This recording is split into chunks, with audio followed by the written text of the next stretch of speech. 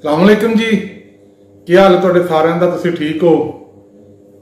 तमाम ऐसे बच्चे बच्चियां जिहड़े पेपर दे रहे ने या दे चुके ने या उन्हां दे जिहड़े वड्डे ने माँ बाप ने उन्हां अगे मैं एक छोटी जी गुजारिश करन लगा, एक तरला करन लगा कि जदों भी पेपर हुंदे ने, रिजल्ट आंदा है, अक्सर असीं अखबारां 'च पढ़ने आ कि बच्चे ने रिजल्ट तो दिल बर्दाश्ता होके खुदकुशी कर ली।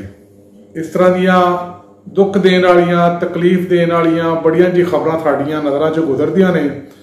लिहाजा जिन्ने भी तालब इलम ने, जिन्ने भी उन्होंने वड्डे ने, माँ बाप ने, उन्होंने अगे गुजारिश है कि अपने बच्चों नूं ये कदी नहीं कहना कि फलाने दे इन्ने नंबर आए ने, तेरे इन्ने नंबर क्यों नहीं है, तू पिछे क्यों रह गए हैं, ठीक है, तू फलां है, तू ये में, तू वो में, ऐ नहीं कहना। क्योंकि अल्लाह ने जो तुहाडे बच्चे नूं बनाया है, तुहाडे बच्चे वर्गा अल्लाह ने पूरी दुनिया 'च कोई बच्चा नहीं बनाया। जो सलाहियतां, जो अल्लाह ताला ने खूबियां उन्हें दे दित्तियां ने, वो किसी नूं नहीं दित्तियां। लिहाजा सब अगे गुजारिश है कि अपने बच्चों का हौसला बढ़ाओ। अगर कोई फेल हुंदा है या किसी एक अद्धी किताब 'चों फेल हो जाता है, फिर भी उसका हौसला बढ़ाओ। जो नंबर थोड़े ले लैंदा है, उन्होंने कोई गल नहीं यार, नंबर थोड़े आ गए ने, खैर है, ठीक है।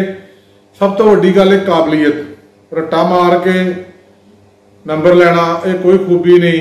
सब तो वड्डी काबलियत है कि तुसी जिहड़ा मजमून पढ़ रहे हो उहदे विच तुसी किन्ना कुछ समझ बूझ रखते हो। लिहाजा एक बारी फिर सब अगे गुजारिश है कि अपने बच्चों को हौसला देना है।